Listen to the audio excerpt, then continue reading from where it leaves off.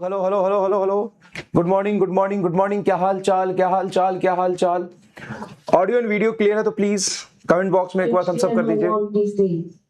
Good morning good morning good morning. क्या हाल चाल क्या हाल चाल क्या हाल चाल। नमस्ते नमस्ते नमस्ते। बहुत बढ़िया। चलिए तो शुरू करते हैं।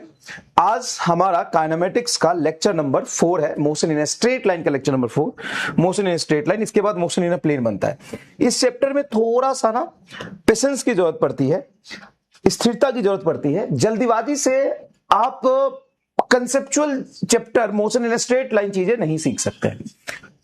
आपको थोड़ा सा समय देना पड़ता है ना, चीजों को विजुअलाइज करना पड़ता है। आप डायरेक्टली फॉर्मूला रट के चीजों को याद रख के सवाल यहां पे नहीं सॉल्व कर सकते हैं। देखो मैकेनिक्स 1 जिसमें सॉरी स्ट्रेट लाइन से लेकर के रोटेशन तक आता है, और मैकेनिक्स 2 जिसमें ग्रेविटेशन से लेके एसएचएम वेव तक आता है। उसके लिए बस 2 लाइन कहूंगा मैं।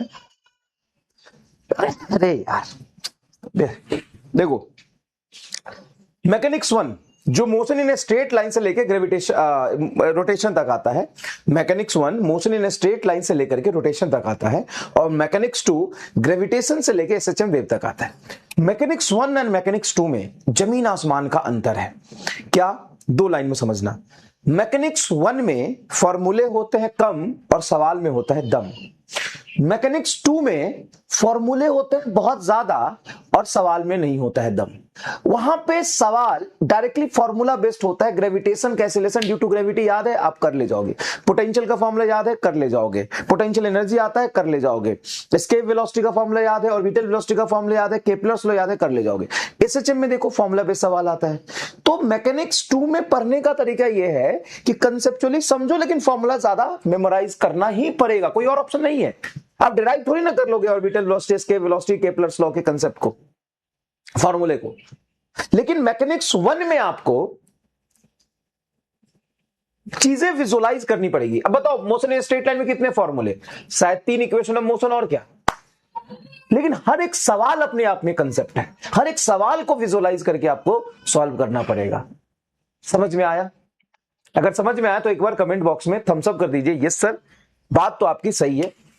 अब सर जी देख लीजिए, रोटेशन की बात करें तो moment of inertia he 4 lecture चलता है, 5 लेक्चर।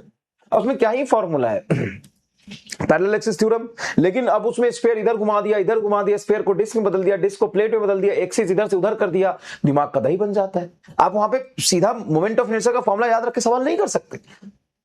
लॉज ऑफ मोशन में सुनो ना, लॉज ऑफ मोशन में जितने टॉपिक उतने फॉर्मूला, बस भाई। और क्या है लॉज ऑफ मोशन में? काइनेमेटिक्स का, स्टैटिक का, अब अजीबोगरीब सवाल बन सकते हैं, लेकिन फॉर्मूला ज्यादा नहीं है। तो सवाल ही अपने आप में, हर सवाल कंसेप्ट होता है। वहां पे कंसेप्ट समझ के आप सवाल कर सकते हैं। समझ गए? क्लियर है? चलिए, लेकिन उसके लिए जो सबसे ज्यादा जरूरी है वो नेक्स्ट पेज पे मैंने लिखा है। ये क्या है ये समझिए। ये अपने आप में फिजिक्स का सार भी है, और